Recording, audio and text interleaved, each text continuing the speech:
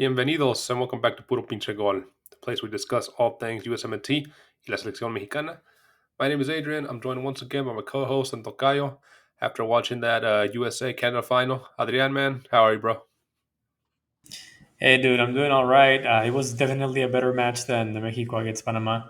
I'm happy for the USMNT and glad that following Balogun got the score. Yeah, man, it was I think anything was better than that Mexico-Panama game. That was a very dull affair there. Yeah. Um, but yeah, nice to see Balo score, and we'll get more into depth with that during this video. But yeah, man, let's just kind of get through this video, give our reactions to that matchup, starting with kind of the lineup here.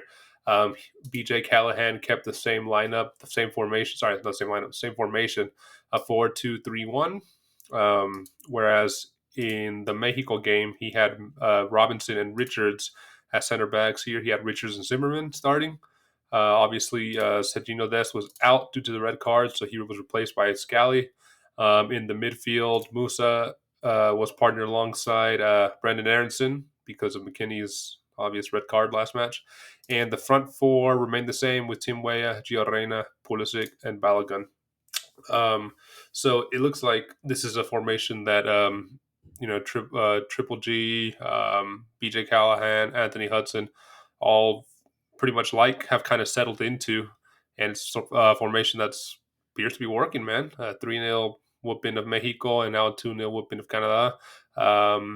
Keeping two back-to-back clean sheets against the two other biggest opponents and competitions Yeah. in CONCACAF.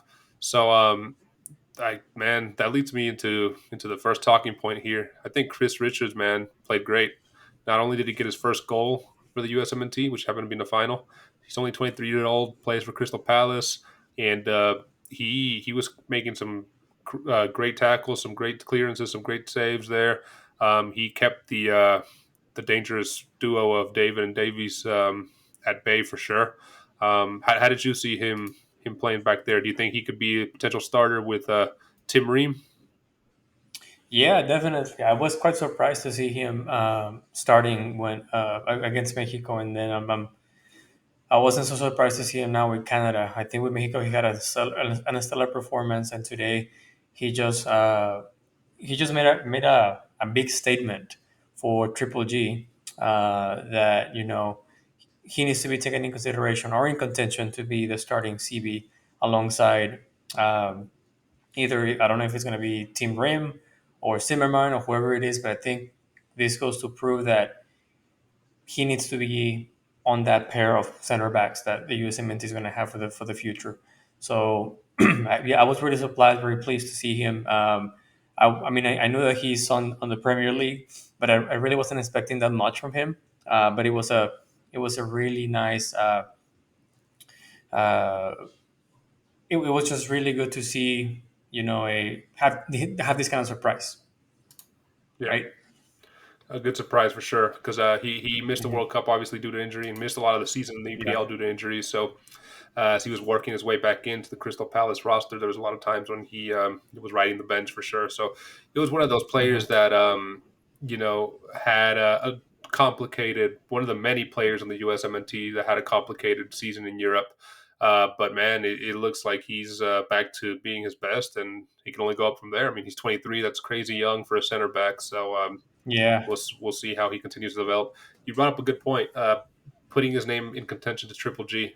Another person that's got to be putting his name in contention after being, not utilized his fullest potential, to put it lightly, in the World Cup is Gio Reina, man. What a performance by him! I don't know if you saw that Yeah. that little when he shimmied through like three midfielders of Canada and Mhm. just ran around them, and then obviously had the two assists for the two goals before having a classic Gio Reina thing happen to him of getting injured. So that guy cannot stay healthy. Hopefully, it's nothing major, No. but what a good game he had, huh? No, I totally agree with you. I mean, it's I guess I kind of sort of see now why his parents were mad at Triple G for not playing him.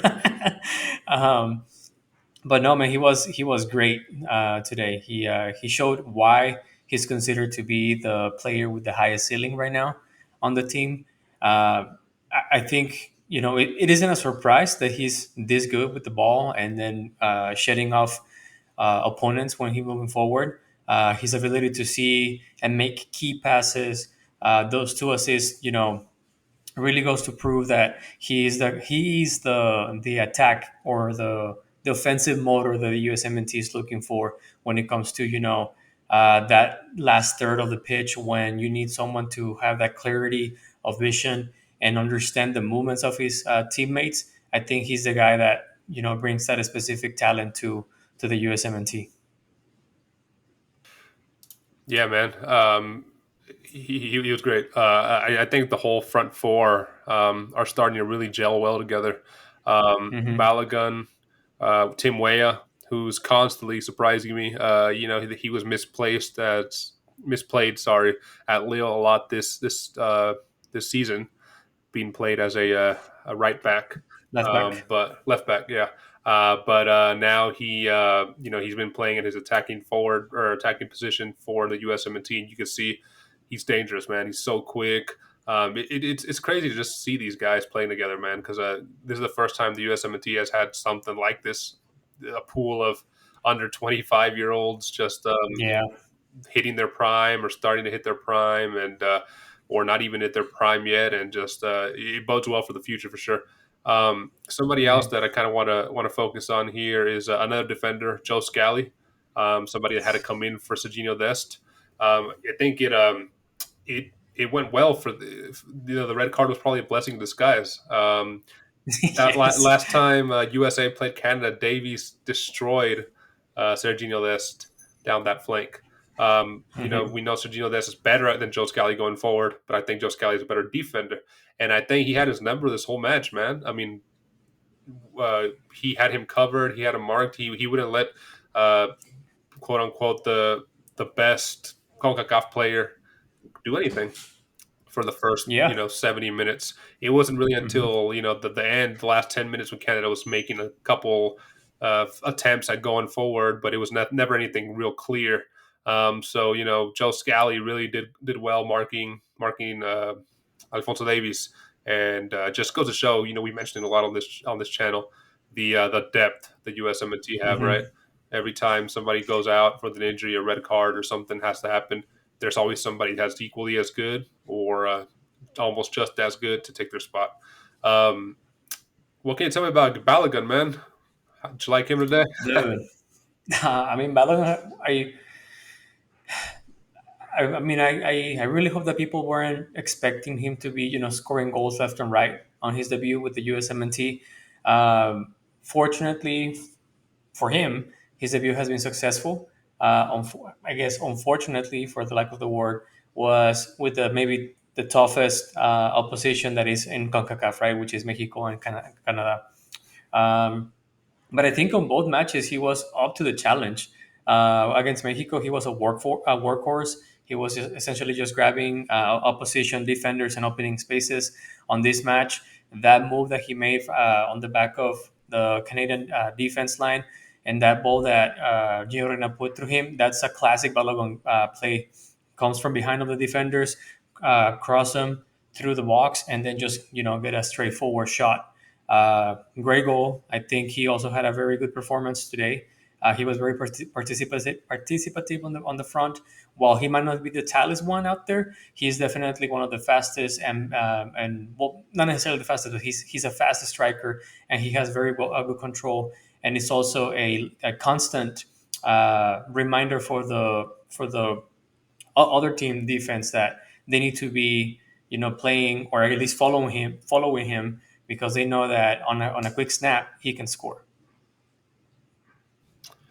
Yeah, it was a classic Balogun. The goals we've been seeing him do at Lille Mm-hmm. all week, right? No, not at Lille. Is he? Where's he at? Está de Reims. Rennes, yeah. Yeah. Tim Weah's Lille, sorry. Yeah, classic goal. That's why he had 21 Hmm. goals in the French league. Um, you know, I think everybody played well. From Anthony Robinson, from Yunus Musa, who's so underrated. Yeah. I feel he does that job so well of just he was. I feel he was left kind of alone. We were talking about it, especially in the first Hmm. half. There were some areas where obviously Aronson likes to go up, Reina likes to go up. So where McKennie kind of liked to stay in the middle with him. Here he was left alone a lot of the match, Yeah, but he was winning. Headers. He was distributing. He was holding the line. Great man. He's just such an super underrated reliable. force. Yeah, reliable. That's a Yeah, good word for it. Such an underrated player for the team. If he's like the type of player that if he's doing his job, you don't notice it, right? Because nothing bad happens. But if somebody just if he slips up, it's going to be big, right? Because exactly. that is such an Hmm. important position. But underappreciated and I think underrated player in the match for sure. Yeah, Zimmerman had a good game. I feel it was just an all around good game for the starting 11. We got to see Ricardo Pepi yeah. come in, play well. Luca de la Torre came in, played well. Johnny Cardoso, he even got some minutes. Um, Hmm. I kind of want to say, Pulisic, man. He lived for these types of games, the USMNT. We saw him against Mexico, and now against Canada. He didn't get a score on the score sheet. He didn't get an assist, but the way he looked back to prime Pulisic, the Pulisic we used to see, that was known for his speed. There was a lot of moments in this game where he was just running past the Canadian defense and Hmm. was unplayable today. Man, he played really well. Um, what else, man? What am I missing here from this game?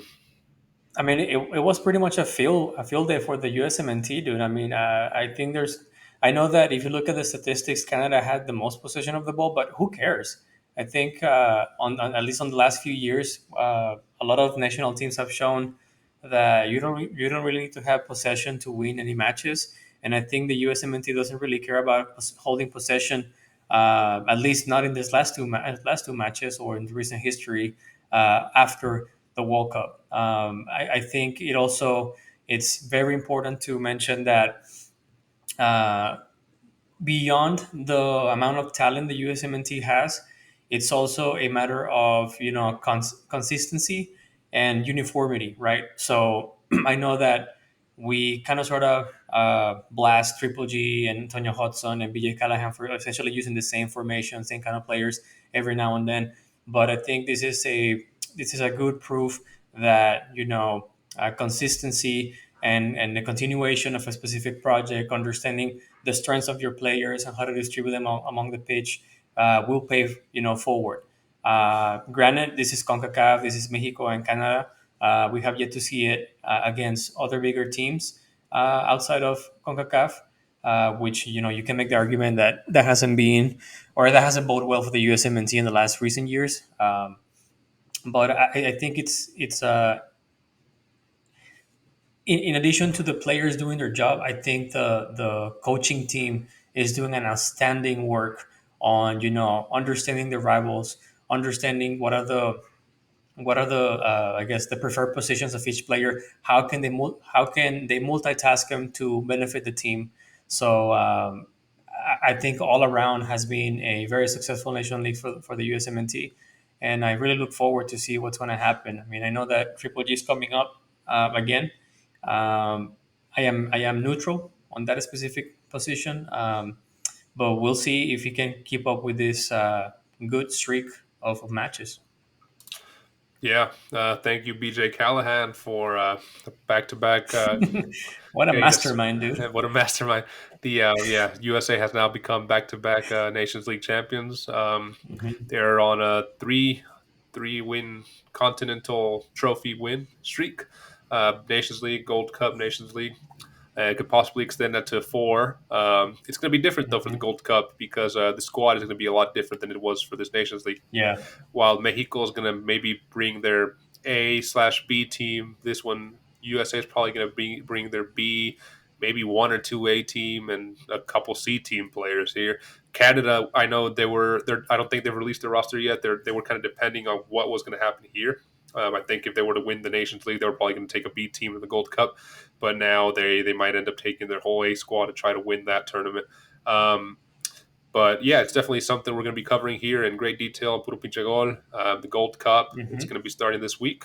Um, Mexico plays on Sunday against Honduras, and the United States plays versus Jamaica, right? Saturday, I think. Yeah, on Yeah, Saturday. on Saturday. So Saturday Hmm. 24th. So keep it here on Puro Pinche Gol. We'll definitely be covering that. Adriana, as we wrap up, man, where can our listeners find us, dude? They can always find us on YouTube. Don't forget to subscribe, hit the like button, and turn on the notifications. You can also find us on Apple Podcasts, Spotify, or wherever you get your podcast on. Last but not least, you can also find us on Twitter and Instagram at Puro Pinche Gol. We post stuff every now and then. Yeah, be sure to follow us and let us know in the comments. USA are champs. How are you celebrating? How did you watch that game? How did you see it? Obviously, a very dominant performance for the US. I don't think I remember one real clear chance from Canada. So that No. just bodes well for the future, man. We're excited to see what changes, if any, Mexico makes for the Gold Cup. So keep it with us here in Puro Pinche Gol. And yeah, we'll see you on the next one. Adrian, it's been a pleasure, man. Eat it, Clay Laren. See you, man. Deuces.